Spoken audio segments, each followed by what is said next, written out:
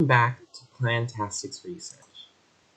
My name is Marius, and I'm glad to say that we are on video 11, and this is the Chapter 1 finale of Plantastic Research. I'm glad that I get to share the 9 weeks with you guys, and I was glad to make videos and share the information because it was really fun for me. Today I have put together a really good lesson that I hope you all will enjoy. And it will kind of reach us into the next chapter, which is human interactions with plants and the environment. And I'm also going to bring up a few new factors in the way that I'm going to be doing the lessons from now on. You will notice that the lesson today is in a different format. That's for a reason. So next year, or in January, we will be beginning to start data collecting. And so I want to introduce you guys to data collecting. And what better way to do that than to introduce it in a way that we do differently. So the title of today's video is Human Interactions with Plants and Society. This is video 11, chapter 1 finale. Now, as I always say, I hope everybody is having a nice day, and let's begin. Let's get started. So as you guys know, I recently implemented standards into my videos. And this has helped many people, and this has helped me, myself, kind of get the lesson together and organize it better. Originally, I wasn't using a standard, but I'm now him, and I'm going to be using it for now on. And I hope that it helps you all understand what you're learning as well.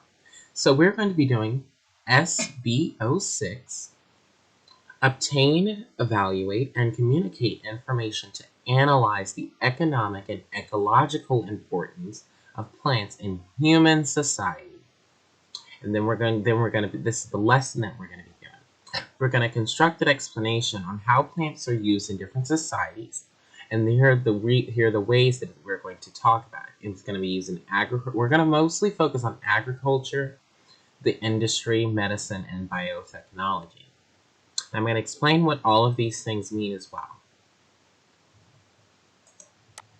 So, in my last video, I talked about how I was going to be introducing new words and things to look out for. So now I'm actually going to have a section for it. So at the beginning of each video, you will see where I say words to look out for. Society, the community of people living in a particular country or region and having shared custom, laws, and organizations. Agriculture. Agriculture is the science and art of cultivating plants and livestock. Economic growth, an increase in the amount of goods and services produced per head of the population over a period of time. So these are words that I'm going to be using in today's lesson, and I hope you guys get a better understanding. And these are usually not the easiest words. Well, I wouldn't say that, but usually words that take a little bit more to get by, so I wanted to make sure that I point these out. And these are also key points in today's lesson. So let's begin.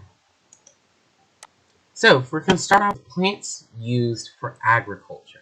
Now, if we go back, I defined agriculture as agriculture is the science of art of cultivating plants and livestock. And livestock is animals. So the first thing we're going to talk about is crops. These are an example of crops right here. And crops are the things that farmers, which are the people who participate in agricultural practices, are the things that you see growing out of the ground, which will be your corn, your carrots, sometimes your tomatoes, lettuce, if you will, and things like that people use. And these are often used for food sources. Feed for the animals. Now, feed for the animals could include things like corn, carrots, tomatoes as well, but also feed can include grass and a lot of hay. And these are called haystacks. And then plants used for the purposes on the farm.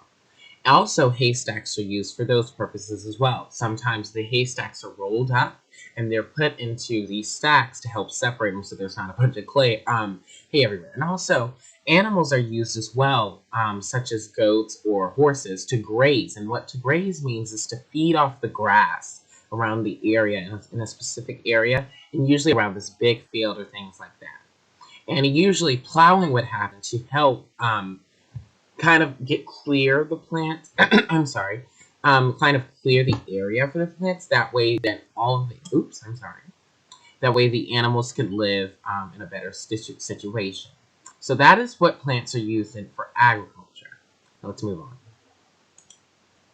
Plants used for medicine. This is a very important one because we seek medicine. There are some people who rely on medicine each day, and in order for those medicines to be made, they have to rely on these plants that are being used.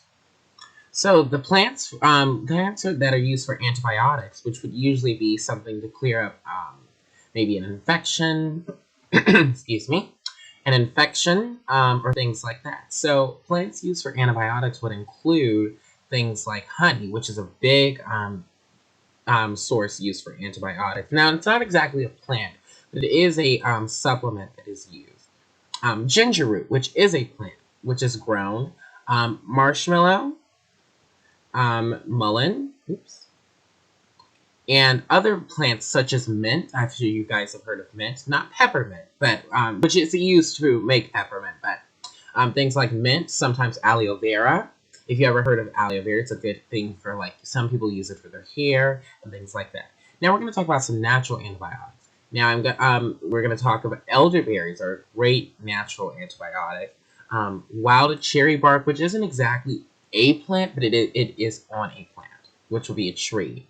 Mullein as well. Ginger is used a lot, and it's very natural in supplements and the things that it's used for. And now we're going to talk about some cough supplements. Oh, I'm sorry. Yes, these are the natural antibiotics and antibodies that are used for for antibiotics, especially if there's like an infection or something like that. So garlic, very, very important. Mirth is a very common one as well. Onions, which is extremely common, and a lot of people usually, onions have a very strong sense of what they do. So that's why onions can be very good. And there are some other plants here as well. Cumin as well. Oregano, which is usually used on sandwiches. That's very good as well.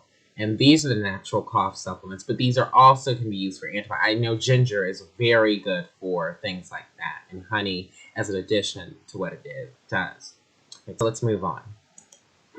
Plants used for biotechnology. Now, this is a very important one because biotechnology is kind of like the backfire for the medicine.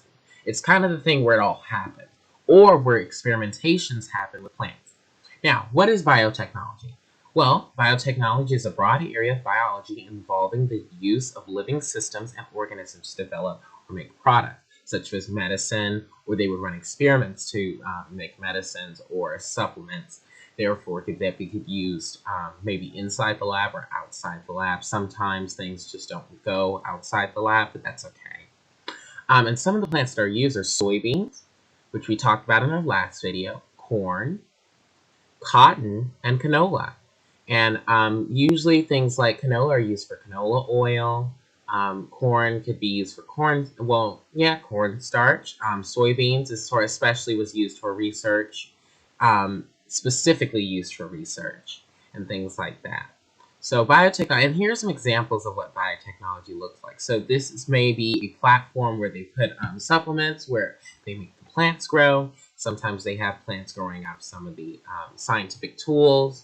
And sometimes they could be adding things to plants to see if they grow or not grow around different environments or situations. So sometimes plants would go under lights or things like that. Let's move on. Now, this is where everything comes together. How does this improve the economy and society? Well, as we talked about, medicines are very important in society. And here are some examples of medicines. Sometimes, and these are called over-the-counter medicines. Medicines that are sometimes accessible in maybe a drugstore, such as CVS. And you would see these a lot. And these are used, let's say if you have a quick cold, your nose may be running, or you have some type of cold. Plants are used to make this stuff, or at least some plants are. Food sources. Now, food is very important when it comes to plants. And this stems from agriculture itself.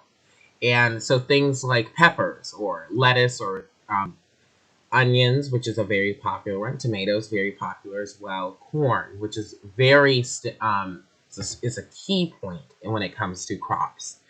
Energies and fuels. Now, if you come down here, you can see where it says grown for biofuels. Yes, grown for biofuel. And some plants could be used for natural energies or things to help power some sources. Um, oops. And lastly, some plants can be used for jobs as well. And some jobs include science. They're botanists, I'm sorry. And people who are used, or sometimes farmers. These can include farmers working on the field to help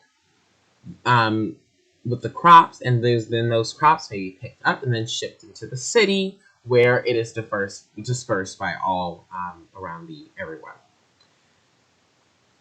So I want to say that it was a quick lesson, but it was a lesson that explains everything. So I want to first thank you all for sharing your time, and I'm glad that everybody was able to watch the videos and enjoy them. I'm glad that everyone enjoys the thing that I'm doing this for learning purposes, and I'm glad that everybody seems to enjoy them.